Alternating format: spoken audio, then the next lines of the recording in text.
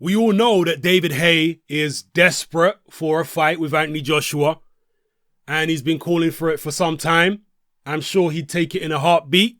It's a big payday, and he says that he sees certain flaws in Anthony Joshua's game, which he thinks he can exploit. And I think a lot of boxing fans out there agree with that assessment.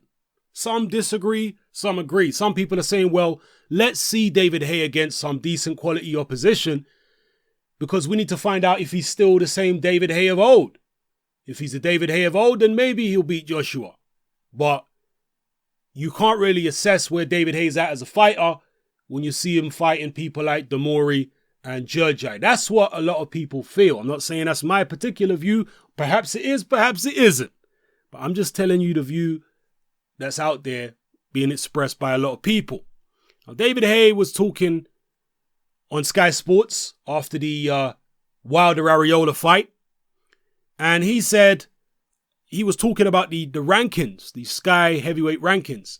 And he says, I've been active, and the guys I fought in my comeback weren't ranked higher than them, as in weren't ranked higher than the guys in the Sky Sports rankings. So I can understand the rankings.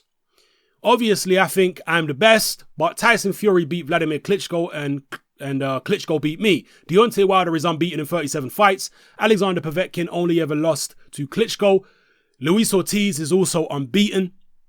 I'm not really sure why Berman Stavern is there. He got beaten by Wilder in pretty much every single round. Stavern beat Chris Arreola in Los Angeles, and I was there, but he got tagged a couple of times. I don't really rate Stavern. And he goes on to talk about Joshua. He says, the longer Anthony has, the better he's going to be. The more lessons he'll learn. The more training camps he goes through, the more sparring he gets, the more seasoned he gets. I have a certain skill set that I believe would trump Joshua. He has got the size and the strength. I'm sure he could out deadlift me. He's a tremendous athlete. He could probably beat me in 100 meters. But this is boxing. It's about skill, movement, and experience. I've been boxing since the age of 10, and I've got the experience to outmaneuver someone who's bigger than me. I've done it in the past. It's easy to say that outside the ring. In the ring, it's more difficult.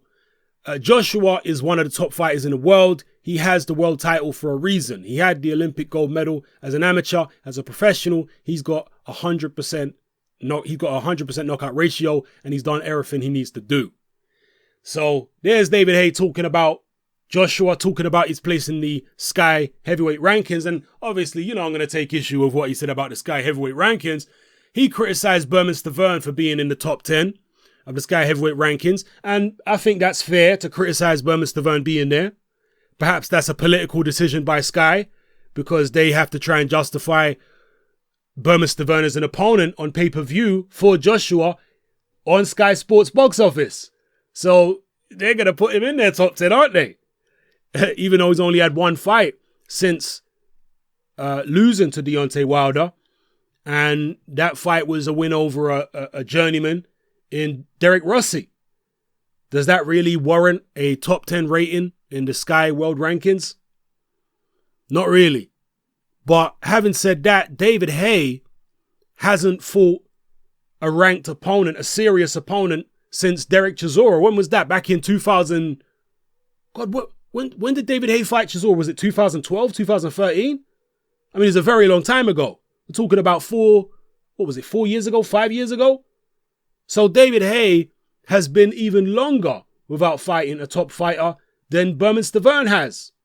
So if Stavern don't belong in the top 10, which I think is a fair thing to say, David Haye don't belong in the top 10 either.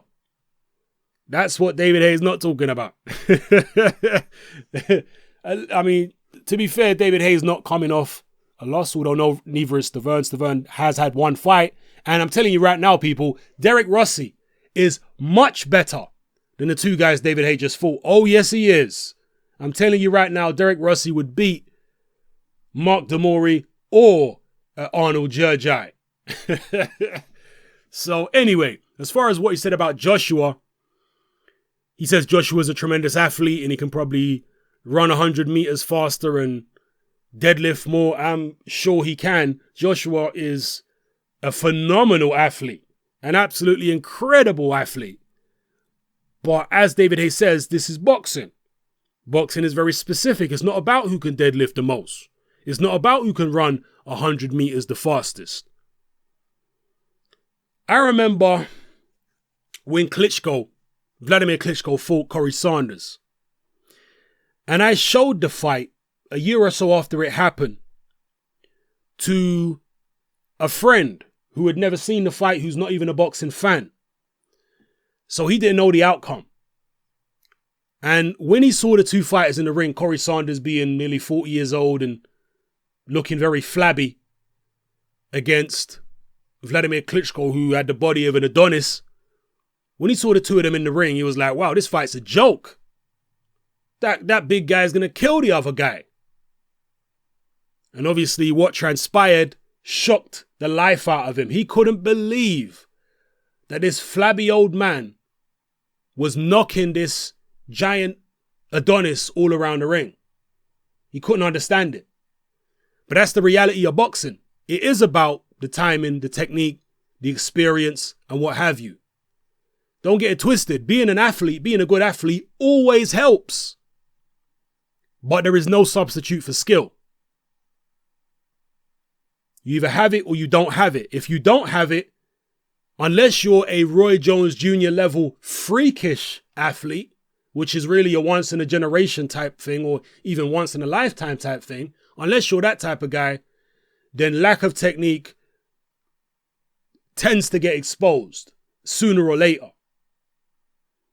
It doesn't mean you can't be a good fighter with lack of technique, but the flaws in your technique sooner or later will be exploited by somebody.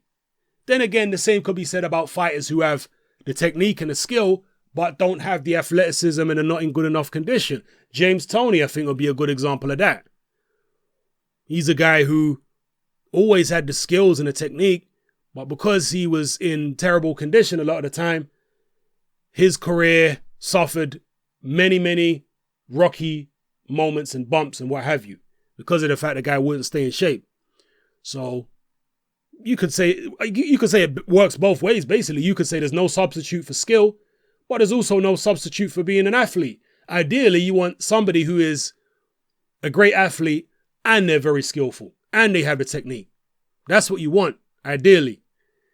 If you've got one or the other to choose between being a great athlete or a great craftsman, extremely skilled, you'd probably want to pick the guy who's extremely skilled in most instances. But, I don't know.